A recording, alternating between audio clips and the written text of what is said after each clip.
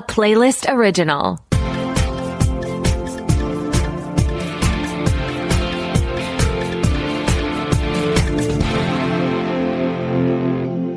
Welcome to the Pilot Podcast, where we review the pilot episodes of TV shows to answer your question, should I watch this? My name is BJ. And my name is Mitu.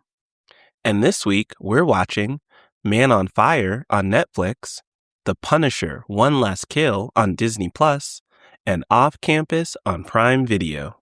So stay tuned to the end to find out BJ's favorite Marvel movie or story.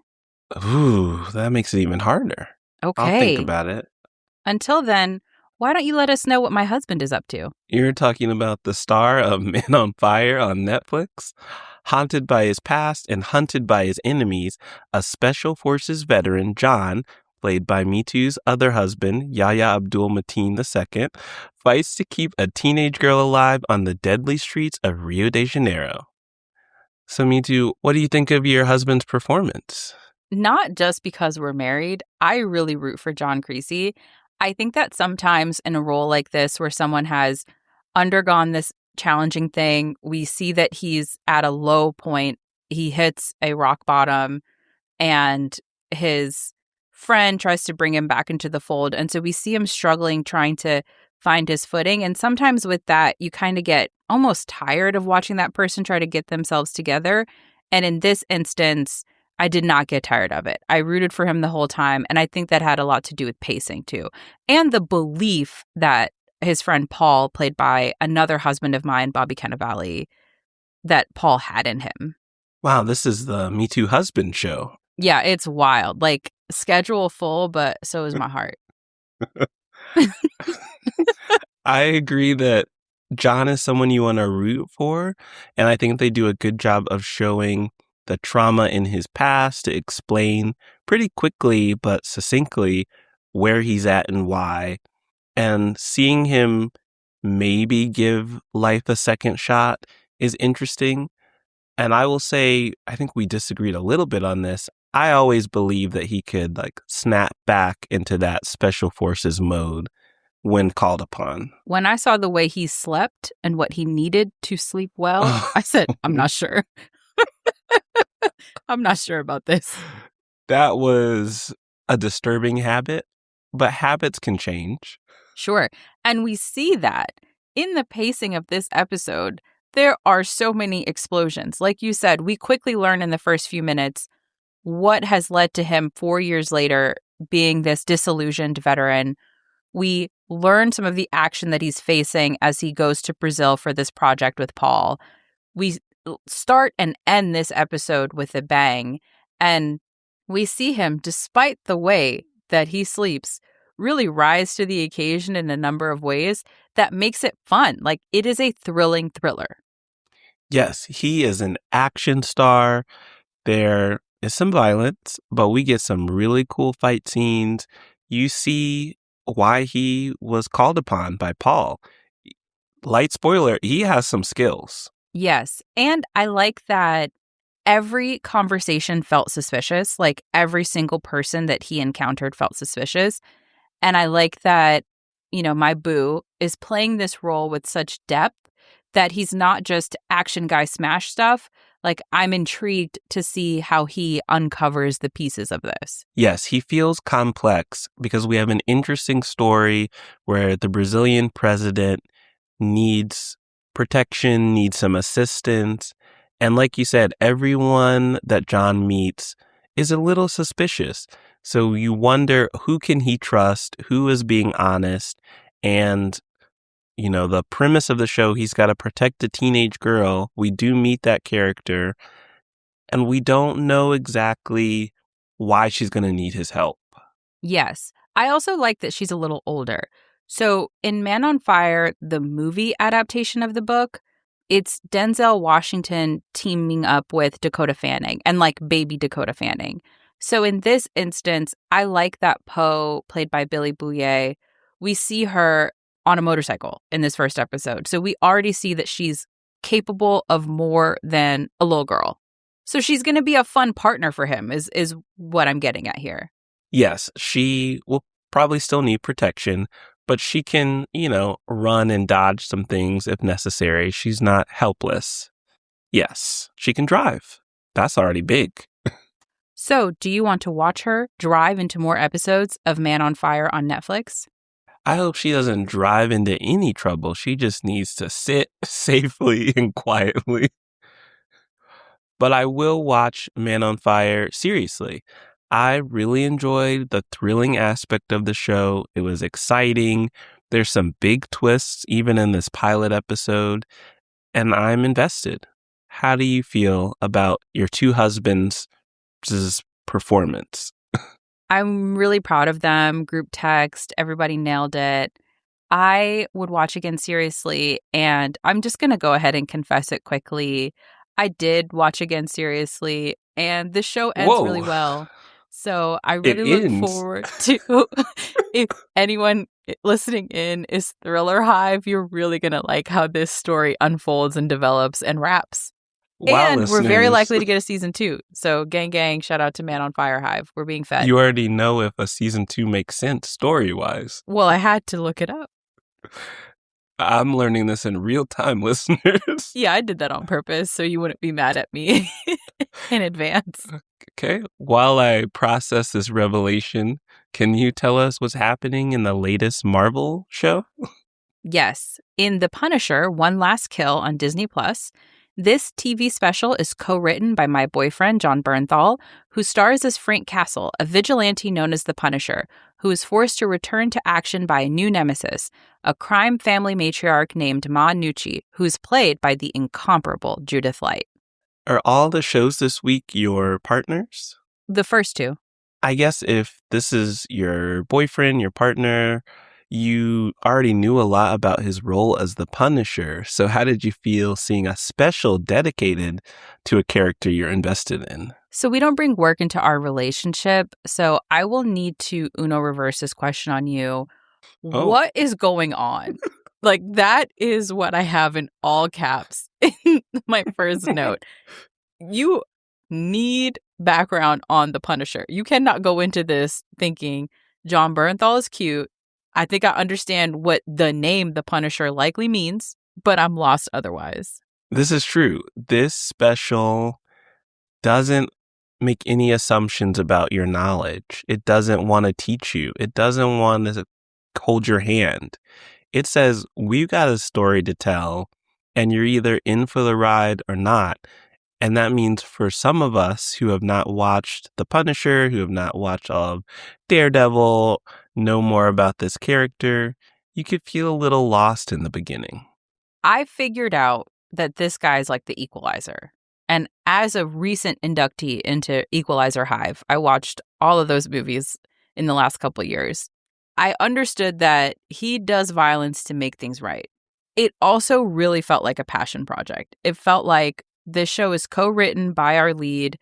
It gets so dark and surreal. It has these mystical elements or sort of spiritual elements where he is hallucinating people.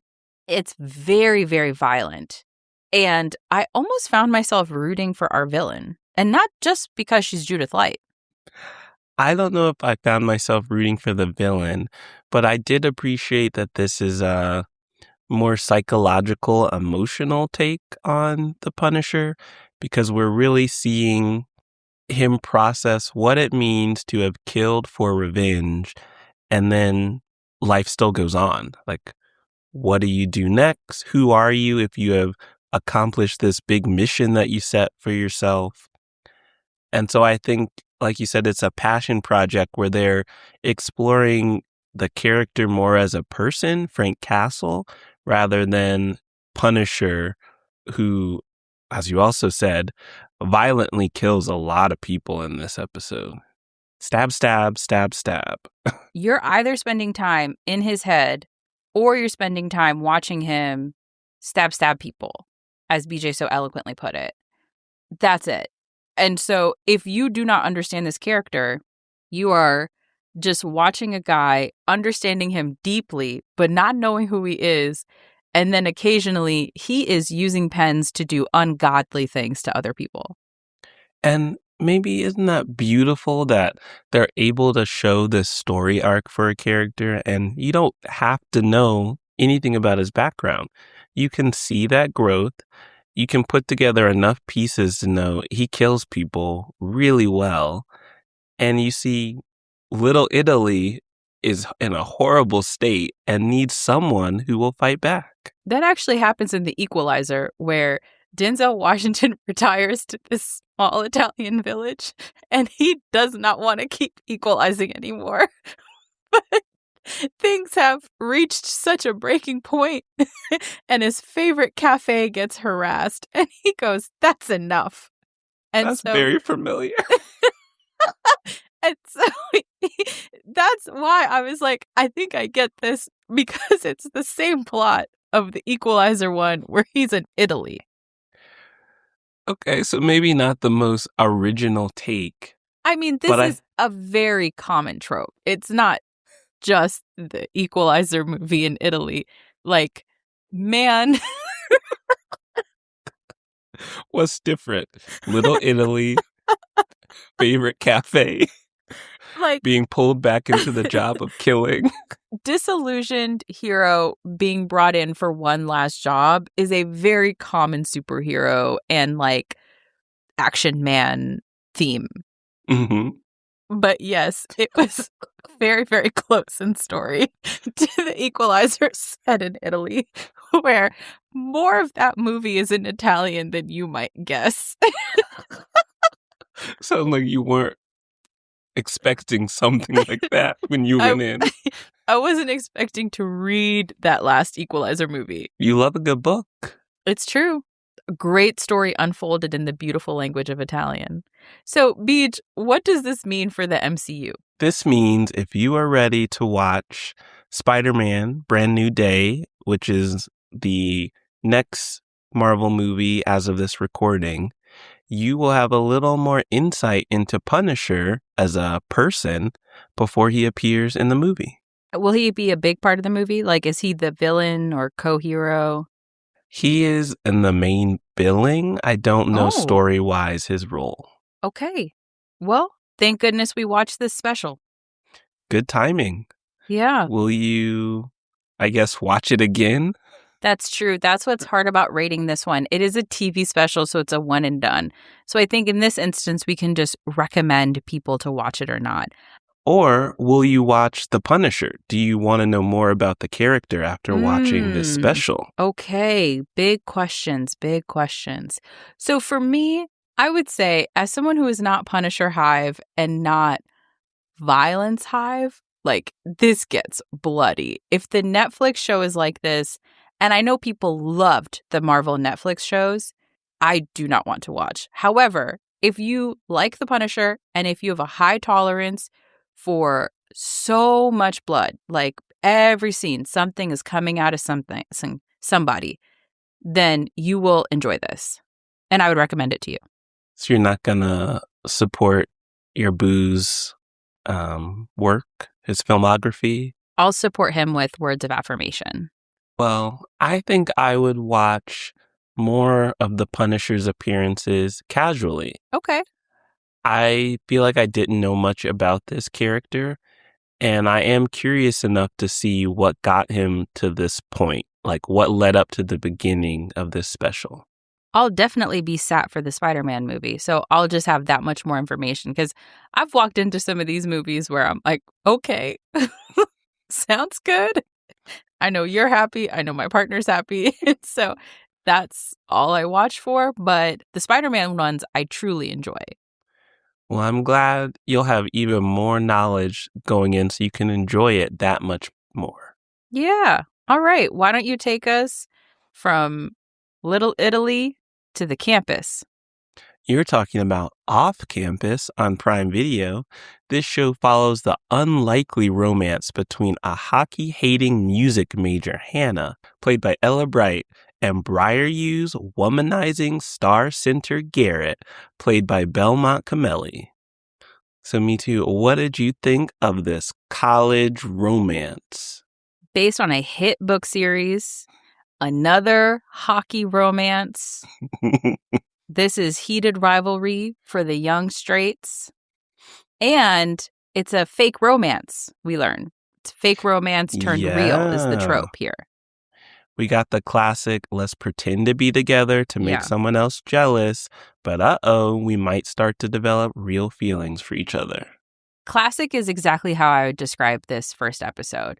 It was very like he was a skater boy. She said, see you later, boy. Like this felt like a classic YA. Hannah is the scholarship kid. She's striving. She's passionate about music. She's not like other girls. She likes the movie Dirty Dancing. Garrett is a golden boy, has a tough relationship with his daddy. Actually, maybe another boyfriend of mine, Steve Howie. I had not been attracted to him when he was on Reba, but in recent projects we've seen him in, I'm like, hold on, my third eye has opened up for this. This is a busy week for me and my iMessage. But with Garrett, again, golden boy, has issues with his hockey playing father, doesn't want to follow in his footsteps, but is following in his footsteps because of his passion for this sport. And he's also not like other guys because he likes old music. He doesn't do relationships. Yeah, he's very responsible. There are moments where you go, this is an actor who is above college years. So there are sometimes lines that feel a bit funny, but that also is classic YA. And they're supposed to be, I want to say like juniors in college. Sure. So they're more mature than freshmen. Exactly. And I think what's fun, not only do we have that classic story for the romance with our leads, we're setting up love triangles. Yeah. Hannah has a crush on a local musician. Hannah's best friend has already met her future husband, but there might be some other people who have eyes on her. And then we have Garrett's whole house of roommates where they have different relationships going on. So I think we're going to see a lot of romance everywhere. Yes. For me, this was a touch boring at 50 minutes. Like it was a little bit slow. But I think if you're into this kind of romance, like this is a very popular genre and trope of romance, you would love this. Like the love triangles, like you said, there's great chemistry between our leads. And the way that they speak is like fresh out of someone's romance novel imagination, where it's like one of the guys in the hockey house is like fixing stuff around the house constantly. Like there is nothing more attractive than someone who is capable. Like when he was like, I just fixed the toilet, I was like, wow, that's real. Like this is the one I would fall in love with. And then there's like the womanizing one, and he makes a joke about being naked or something, like something where I genuinely don't know that if two people would ever have this interaction truly, but it felt right for the romance novel universe. And so there were just so many little moments like that. There's a moment where they find a used condom in a shower drain left by the womanizing hockey person, and The plumber finds it. Yeah, and they quip about it in the kitchen and sort of wave it over the food they're about to serve everyone. They're holding it. Yeah. And then the other hockey player who likes to cook was making a dippable treat for everyone, which in the middle of the house party under that used condom that was being flopped around everywhere. Well, don't dip in that one. Don't dip there. But you know what? Every party is better served with a dip. He's right. Even like a homemade soup and sandwich? Yeah, that's a step too far because now it's hard to move around with. But a chip and a dip is my favorite food combination, I think. It does drag a little bit because I think they spend so much time setting up Hannah and Garrett and their individual lives. As you described, a whole scene of just Garrett and his housemates and how he is not the party guy, but he'll drink every now and then. He'll allow himself one beer before games. BJ, the scene where they work out, it's like 4 minutes. That's normal. The day after a party where you raged all night. When you and your guys work out together, you're shirtless, you're all glistening, you're grunting at each other, you're touching each other, and then you're doing push-ups at each other and thrusts. Cool. And got it. Burpees in sync with each other. Yeah. I just wanted to make sure I understood male culture. Thank you. And passing the medicine ball shoulder to shoulder. Yeah. How else are you going to get fit for the game? While giggling together. Laughter is so healthy and it bonds people together. It's called friendship. Like, I don't know if you've worked out with friends before. It doesn't sound like you have. I worked out with a very good shared friend of ours, and it was not giggle like that. It was huffing and puffing. You know what? Some grunting. The grunting pulls through. I'm sorry you didn't get a Prime Video classic YA novel style workout experience. It was not sexy. We Bummer. were glistening. I mean, in the sense that we were sweaty. Not the sexy glistening. No, it was like not good. Well, on this show, you will get sexy glistening. You get some nudity, some butts, lots of fit people. And despite the long setup, I think all of the relationships they're building, especially between Hannah and Garrett, will pull you through. Like, those actors genuinely have some chemistry, and it's believable that there could be a spark between a hockey hater and a hockey player. She doesn't like that hockey is so violent. I wonder why. We got to uncover her tragic past with hockey. We already know she has some tough stuff because of something her friend just quickly says and throws out at a party as an act of care. Like, everyone's cool with it. She's cool with it. So it's not negative. But we know she has a past. And Garrett definitely has a past with that daddy of his. Or should I say zaddy? Sorry. I just have to immediately apologize. Well, now that we know that they are complex people who can do more than just hockey-related things, will you watch more episodes of Off Campus on Prime Video? I will probably not watch again. This is not my zhuzh. I'm sorry. But if you are hockey romance hive, I think this one will be for you.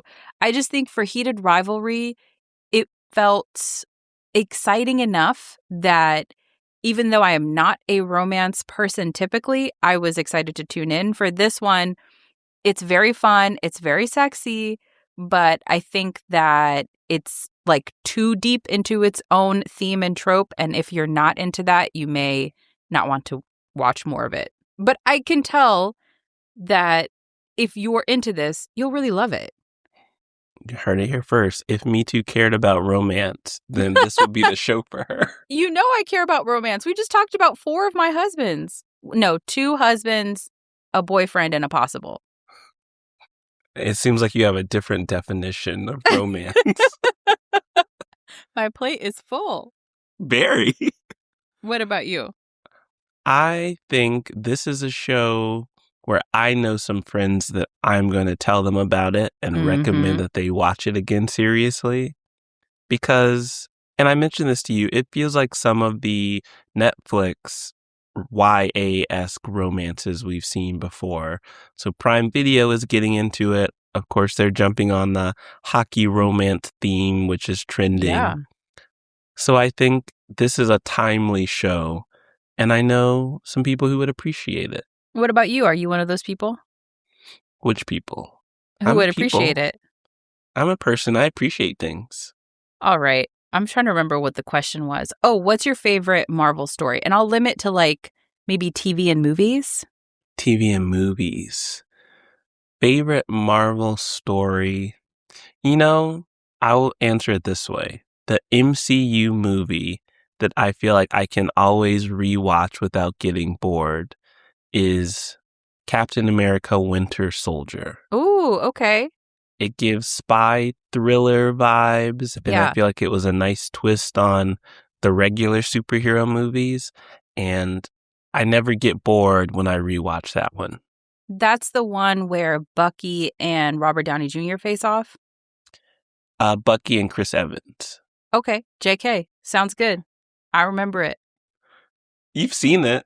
I know I've seen it because I've seen most of them with you, I think. Yeah, and you've seen everything at least up to Endgame. Okay. Well, if you want to hear our opinions on other TV shows and maybe some more Marvel shows, head to our website at thepilotpodcast.com, and you can follow us on all of your favorite podcast platforms. You can also follow us on social media at The Pilot Pod, and you can send thoughts, feelings, show recommendations, because every other week we do a show recommended by you, our wonderful listeners, to askthepilotpodcast@gmail.com. Thanks for listening. Bye.